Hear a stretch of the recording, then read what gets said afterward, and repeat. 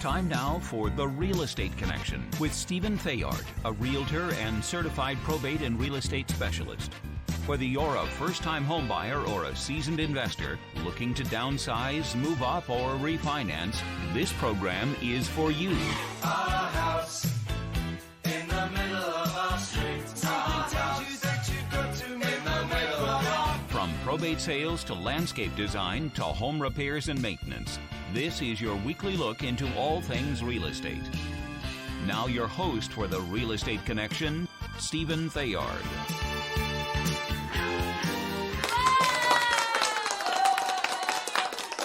Hey everybody, welcome to the show. We're back again. Another week of The Real Estate Connection brought to you by Good Patriot Realty. A salute to home ownership. If you're out there looking to buy or sell in the near future and you're looking for support, help, guidance on how to get the most money for your house or how to buy a house through these times that have changed in front of our very eyes so that you get the best deal and don't wind up buying a money pit, give me a call, Stephen Theard with Good Patriot Realty at 408-472-0817.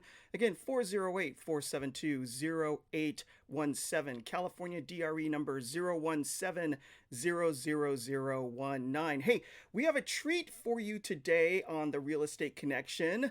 We have somebody famous that I personally know, and I feel it's an honor to invite him onto the show.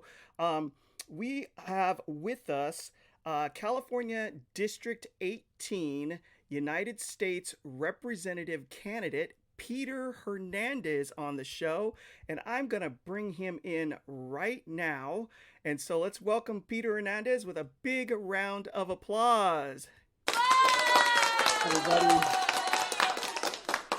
Hey, Peter, thanks for joining me today. It's so fantastic finally using technology to the utmost to bring you aboard, and we really appreciate your time. I know you're a very busy man running a candidacy to become our next U.S. House of Representatives representative out of California, to go to Washington, D.C. and fight for the people of California, and it's really an honor to have you on the show today.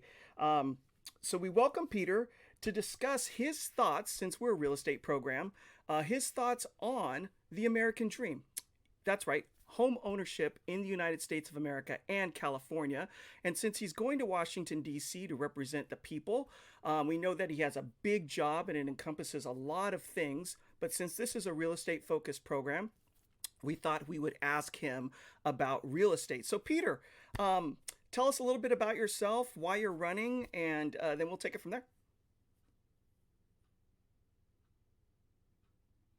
Thanks, Stephen, and hello, everybody. Yeah, my name is Peter Hernandez, congressional candidate for District 18.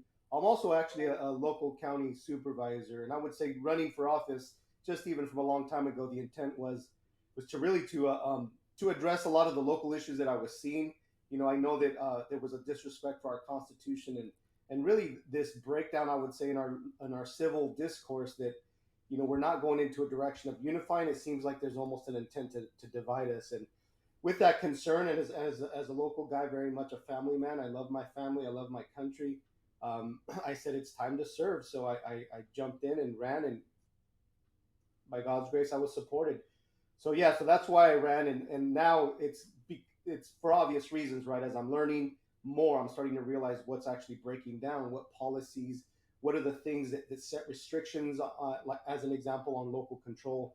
I can get into a lot of things, but at the end of the day, it's I would say it was definitely very, very much a mission for me to be in office, because now I'm starting to see why it's important for me to push for the things that I am pushing for, and that's, in general, I would say representation, true representation, the voice of the people, the will of the majority on the dais, and the public hearing it very clearly, right? And the last thing I'll say is definitely there's been a lack of distrust, for obvious reasons, of elected officials. I don't like calling myself a politician. I'm a public servant, and that's why I'm fighting for representation, right? Because you can't complain about the issues if you're not willing to get involved, and so I did. Yeah, and Peter, you know, you've represented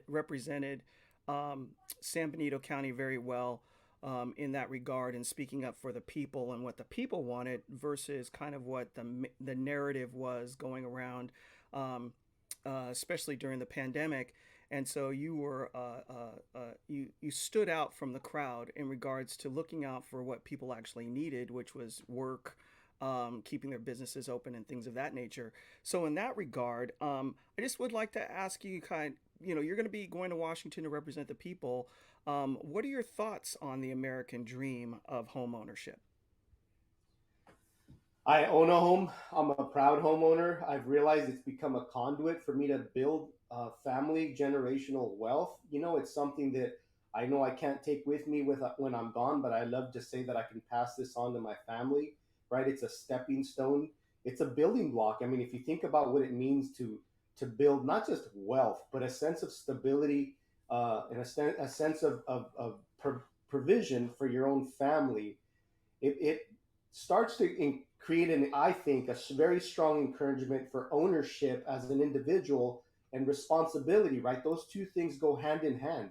The sense of integrity, the value of work, right? So even if I'm having a bad day or I'm frustrated or I'm tired, I'll go to work. Why? Because I need to provide for my family. So it's been a very stabilizing element in our society, and homeownership is vital. I mean, the founders were profound that they, in their first draft, were talking about making sure that you had the right to life, to liberty, and property, right? There was an intention for that because ultimately, the sense of ownership, I would say, at all layers of your life, whether it's owning property or owning, having a sense of ownership and being a responsible father or a husband, right? All those things come hand in hand with a sense of duty to serve, those that basically you love and care for. It reminds me of the story back on the Mayflower Compact, or I forget the document. There was an original document put together back when some of the first pilgrims landed in the United States, where they all shared property and they were all going to contribute to a system, kind of like a utopian system, and it failed miserably. And when they changed the paradigm that everybody was responsible for their own plot of land and their own food, that all of a sudden the community started to thrive. So I completely get where you're coming from, where Mhm. when you own a home or you own a plot of land, that it's your responsibility, that builds in some maturity into a person and creates stability for families. They know where their roots are.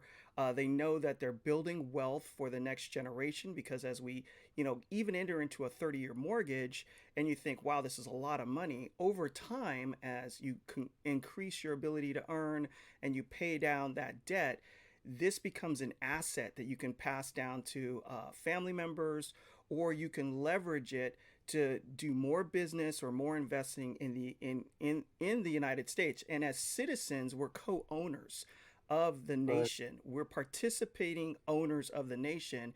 And what better way to marry that concept than with owning your own home? So, with That's that right. being said, what do you think is the greatest threat to achieving the American dream today?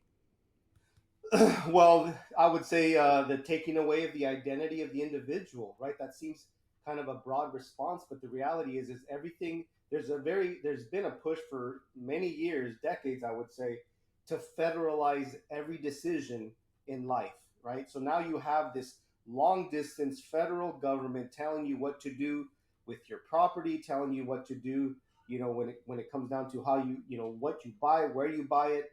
There's all these rules, and there's this commingling of, not only does it confuse, but ultimately the jurisdictional authority of the federal government to get involved in the weeds, when the Constitution clearly defines that we have enumerated powers. The federal government has limitations. Hmm. But to the point is, when you federalize individual rights, you're stripping them of their autonomy, their individuality, and their sense of purpose to actually get involved in the process to address the problem, right? So I would bring it down to maybe a simpler explanation at the local level. As a county supervisor, we're constantly being checked by our county council, which is basically our attorneys, Hmm. where they're saying, supervisor, if you go down that road, the state has a law that stops you from doing X, Y, Z, right? Hmm. Or there's a federal law that says you can't do this, that, or the other, right? I mean, planning, you would think, should be always a local element. The general plan sets the expectation that we have a 30-year game plan basically, and how we grow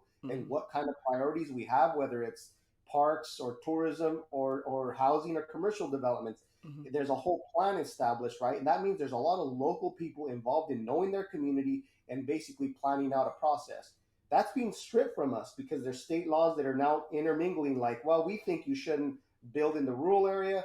We think that that you shouldn't have the right to go into this area or that area. So they're Mhm. just telling you what to do and what not to do, and it's taking away the autonomy. And if you Mhm. think about that individuality element, Mhm. when you can't think for yourself because they're telling you not to go down that road of considering a policy, Mhm. by default they're I would say they're making you more ignorant about how to solve problems, right? So they're Right. kind of making impotent the local control.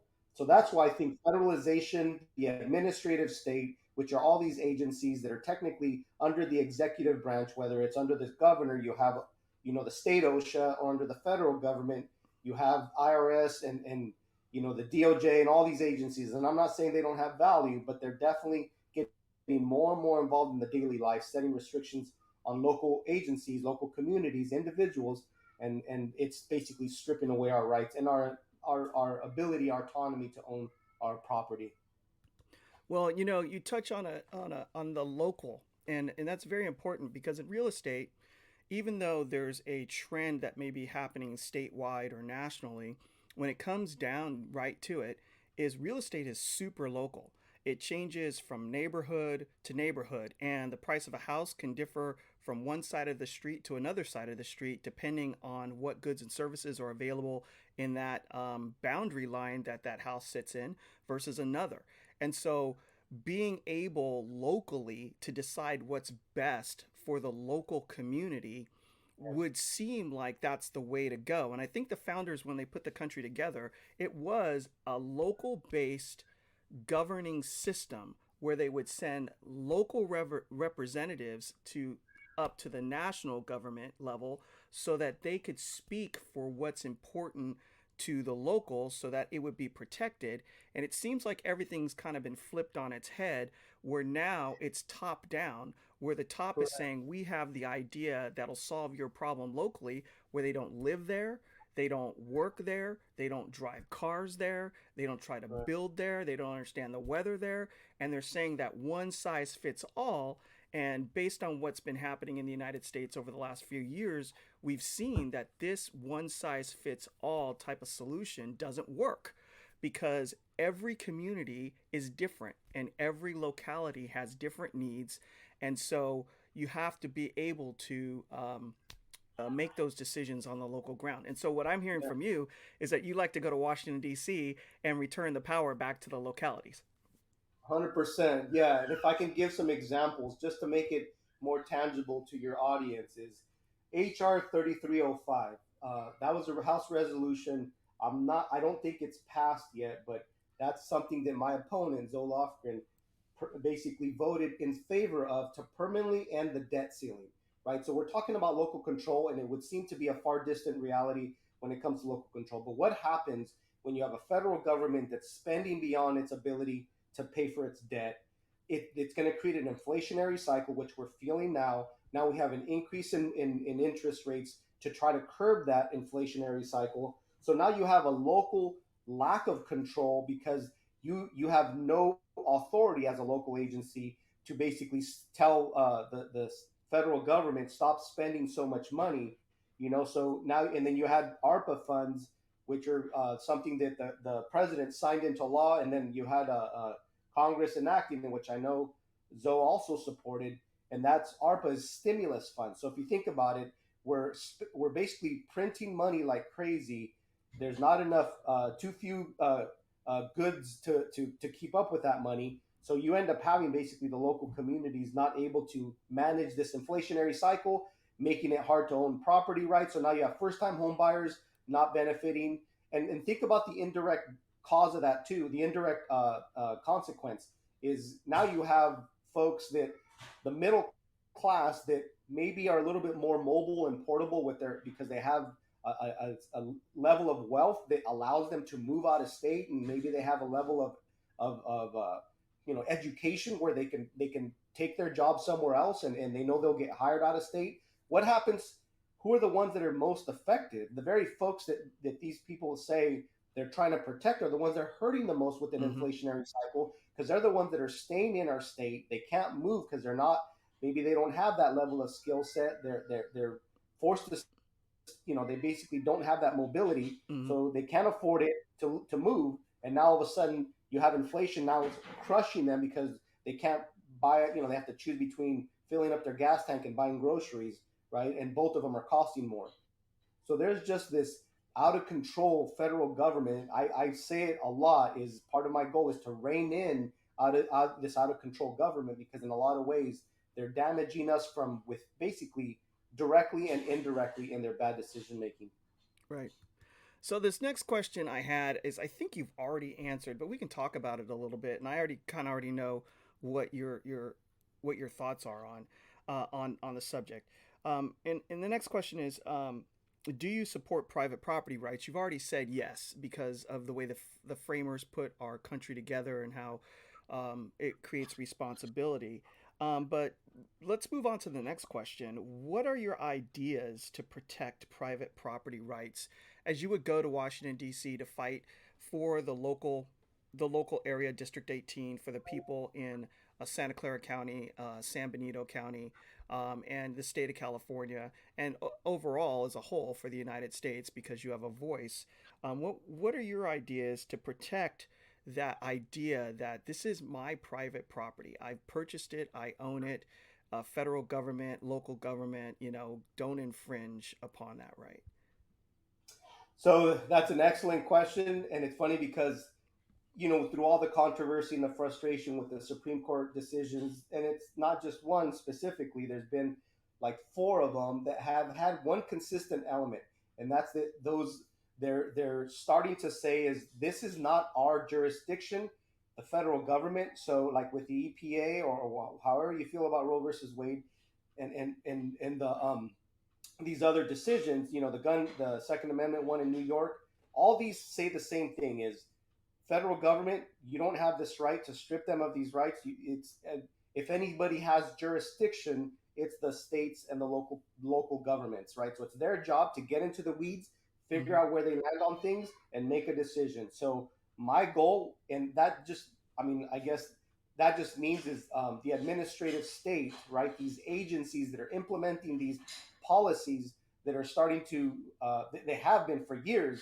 hurting our communities. Now there's an opportunity to actually rein them in. And as a congressman, I would definitely be very, very focused on reining in the administrative state. They call it the fourth branch of government for a reason, because it has too much power. It's dangerously grown out of control. And that would be one of my focuses is how do we take these policies, unwind them, and then amend policies. They would start to enact more authority at the local level and get them to really vet out what it means to address property rights issues. Right now, in California, I can't remember the exact Senate bill, but we just had a presentation in the Board of Supervisors where they mentioned creating a climate credit score where you wouldn't even be able to build a house, or you could, but it would cost you a lot more because technically, according to this bill, it says you're harming the environment if you're building in a rural area versus centralizing your house, building straight up instead of out. So they create this score system. And so those are the kind of things where they have an idea. Oh, and by the way, it's unfunded, right? So that just means is local agencies, you have to enact this, come out, you're the laboratories for our idea, and we're not going to give you any money to implement it. Again, stripping local control, burdening the locals. It seems like it's just this monarch system where they tell us what to do and we just have to do it. So those are my ideas. Is I want to empower the locals. I want to empower the states. I think there needs to be a stronger symbiotic relationships Mm-hmm. between the three. You're not going to have that with this federalization element. I would fight for property rights for sure and change policies where they hurt property rights. Yeah, this top-down approach isn't working, and it's stripping, like you said, it's stripping the localities from making decisions on what's best for their people. And if you're in a rural environment, and you have all this open land and you have the need for housing, and the state's basically saying no.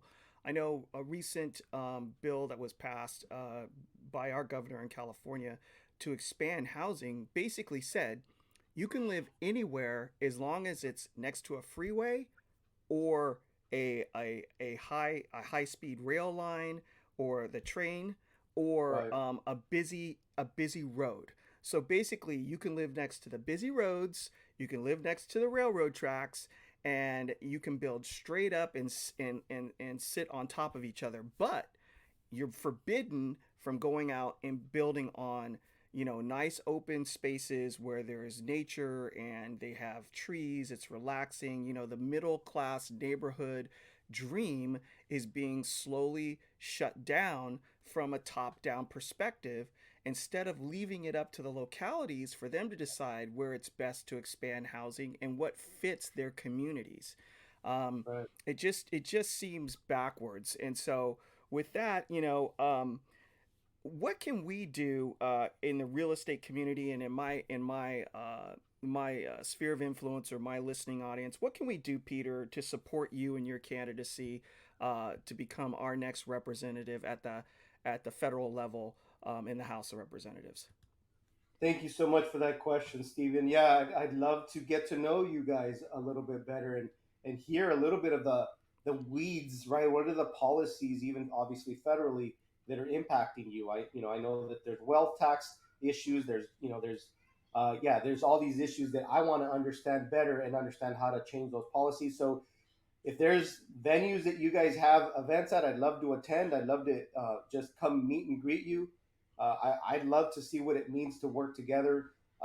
Obviously, with an endorsement, that would be amazing.